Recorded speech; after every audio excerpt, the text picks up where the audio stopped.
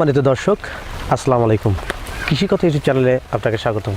এই মুহূর্তে যে যেখান থেকে বসে আমার এই অনুষ্ঠান দেখছেন, সবাইকে শুভেচ্ছা জানিয়ে শুরু করছি আপনাদের প্রিয় অনুষ্ঠান কৃষি কথা, কৃষকের গল্প। প্রিয় দর্শক, আজ আমি আসছি নেত্রকোনা জেলা মদন উপজেলা কুটুরকোনা গ্রামের পাশে এক খামারের নিকটে। তিনি হাঁস পালন করে থাকেন। তিনি হাঁস পালন করে কতটুকু স্বাবলম্বী হয়েছেন এবং তার হাঁস পালন করার অভিজ্ঞতা কতদিনকার, এবং এই হাঁস পালনের আলোকে কিছু কথা আপনাদের সামনে উপস্থাপনা করব। পুরো অনুষ্ঠান জুড়ে থাকবো আমি হোসেন মোহাম্মদের সাথে। চলুন কথা না বাড়িয়ে শুরু করি আজকের প্রতিবেদন।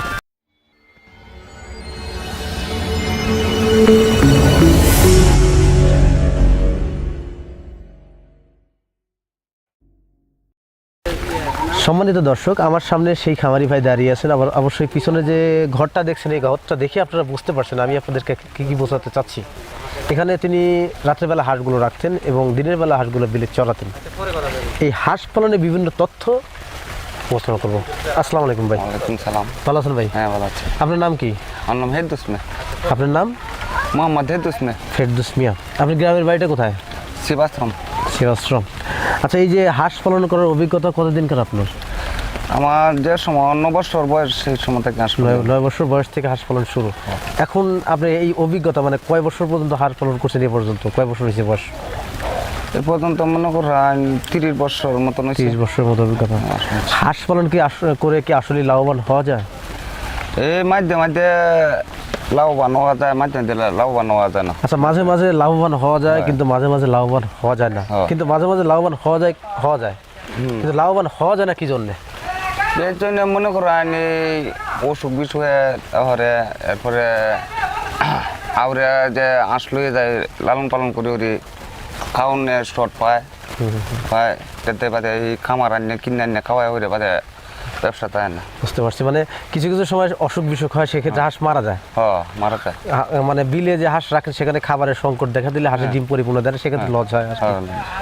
সম্মানিত দর্শক, আপনি কথাগুলো অবশ্যই বুঝতে পারছেন। তিনি হাঁস পালন করে লসের সম্মুখীন কখন খামারি হয়ে থাকে, যখন তার কি কোনো কারণে হাঁসের বিরাম হয়, সেক্ষেত্রে হাঁস মারা যায়। এই সময় খামারিরা লসের সম্মুখীন হয়ে থাকে। তাছাড়া বিগত মাসগুলোতে হাঁস পালন করে লাভবান হওয়া যায়। আচ্ছা, আপনি যখন খামারটি শুরু করছেন, কয়দিন করে হাঁস দিয়ে শুরু করছেন? কয়দিন বড় হাঁস দিয়ে শুরু করছেন না বাচ্চা হাঁস দিয়ে শুরু করছিলেন? বাচ্চা হাঁস দিয়ে শুরু। কয়দিন করে বাচ্চা দিয়ে শুরু করছেন? একদিনের বাচ্চা। এই বাচ্চাগুলো সংগ্রহ করছেন কোথা থেকে? এই কুট্টিমোনা থেকে। কার কাছ থেকে সংগ্রহ করছেন? হোসেন ভাইয়ের কাছ থেকে। হোসেন ভাইয়ের কাছ থেকে আপনি সংগ্রহ করছেন আর কি। এই হোসেন ভাই যিনি হাঁস বাচ্চা বিক্রয় করে থাকেন, তার নিজস্ব হ্যাচারি থেকে হাঁসের বাচ্চা উৎপাদন করেন না অন্য জায়গা থেকে কিনে আপনাদেরকে দেন? না, নিজের ওর থেকে দিছি। নিজের হ্যাচারি আছে আর কি। এই হোসেন ভাই হাঁসের বাচ্চা উৎপাদনের অভিজ্ঞতা কত বছরের আপনার কি জানা আছে? এই বোধহয় 8-9 বছর মতন হেলার কাছ থেকে আমি আনিয়া হচ্ছে। আর আগে আর থেকে আনতাম। এখন ওনার কাছে উনি কি আপনাকে সঠিক মানের বাচ্চা দিয়েছিলেন? হ্যাঁ, সঠিক বাচ্চা দিয়েছে। এরপরে তেমন হেলা আমার একটা বইও দিয়েছে, বলে বই দেখে আপনি লালন পালন করবেন না হবেন। বুঝতে পারছি। আপনারা যে হাঁসের খামারটি করেন, কোন জাতের হাঁস দিয়ে খামারটি করে থাকেন? ক্যাম্বেল হাঁস দিয়ে খামার করে থাকেন। এই যে একদিনকার বাচ্চা আনছেন হোসেন ভাইয়ের কাছ থেকে, সেটা কুটুরকোনা মানে মদন উপজেলার মধ্যে কুটুরকোনা হোসেন ভাইয়ের হাঁসের খামারের হ্যাচারি থেকে। আচ্ছা, উনি আপনাকে কিভাবে বাচ্চা দিচ্ছেন? যে বাচ্চা দিচ্ছেন মহিলা বাচ্চা আলাদা করে দিয়েছেন, পুরুষ বাচ্চা এভারেজ বাচ্চা আনছিলেন? না, মহিলা বাচ্চা। শুধু মহিলা বাচ্চা, মানে হাসি বাচ্চাগুলো সংগ্রহ করছেন। এই হাঁসের বাচ্চার দাম নিয়েছিল কত টাকা করে আপনার কাছ থেকে?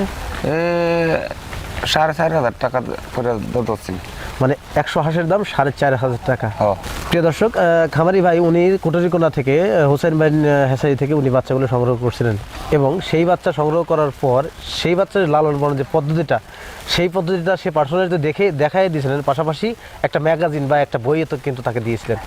ওই ম্যাগাজিন বা বই দেখলে কোনো নতুন খামারি বা পুরাতন খামারি সবাই কিন্তু সঠিকভাবে হাঁস পালন করতে পারবেন। এই সুবিধাটা দিয়ে থাকেন এই হোসেন হাঁসের খামারের হ্যাচারিতে। তো আপনি তো একদিনের বাচ্চা সংগ্রহ করছিলেন হোসেন ভাইয়ের কাছ থেকে 35 টাকা পিস, 35 টাকা শো। তো এই যে হাঁসের বিভিন্ন রোগবালাই, এই রোগবালাই সম্পর্কে আপনাকে একটা ম্যাগাজিন দিচ্ছে। প্রথম যে আপনি হাঁসের বাচ্চাটা সংগ্রহ করছেন হোসেন ভাইয়ের কাছ থেকে, কতগুলো বাচ্চা দিয়ে খামারটি শুরু করছিলেন? 5,000 বাচ্চা। এই 5,000 বাচ্চার ভিতরে হোসেন ভাইয়ের পরামর্শে হাঁস পালন করার পরে সেখান থেকে কতগুলো বাচ্চা মারা গেছে এবং কতগুলো বাচ্চা টিকসই হয়েছে বা টিকেছে? এই 500 বাচ্চার মতো নষ্ট হয়ে গেছে, আর 4,500 বাচ্চার মতো আমি। এই নষ্ট হওয়ার কারণটা কি? কারণটা এই আউরে দোষে তার তো কোনো সমস্যা না নেই। না তার পরামর্শ অনুযায়ী হাঁস পালন করলে অবশ্যই হাঁস মরবে না, এটা নিশ্চিত, হ্যাঁ ঠিক আছে, গ্যারান্টি আছে। হ্যাঁ গ্যারান্টি। প্রিয় দর্শক, খামারি ভাই বললেন যে হাঁস পালন করলে যদি সঠিক পরামর্শ পাওয়া যায় এবং সঠিক পরামর্শ হ্যাচারি মালিকরা দিয়ে থাকেন, তাহলে হাঁস পালন করে সে লাভবান হতে পারবে। এবং এই হাঁস পালন করতে যেসব সমস্যা হয়ে থাকে সেই সমস্যাগুলো এই ম্যাগাজিনে দেওয়া থাকে। এবং এই বইতে বা এই ম্যাগাজিন দেখলে আপনি আপনি যদি হাঁস পালনের অভিজ্ঞতা নাও থাকে, তাহলে তাও আপনি হাঁস পালন করতে পারেন।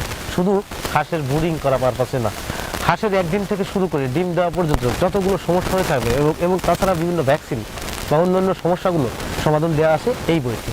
এই বইতে এটি নিলে অবশ্যই আপনার সঠিক পদ্ধতিগুলো জানতে পারবেন এবং হাঁস পালন করে আপনি লাভবান হতে পারবেন।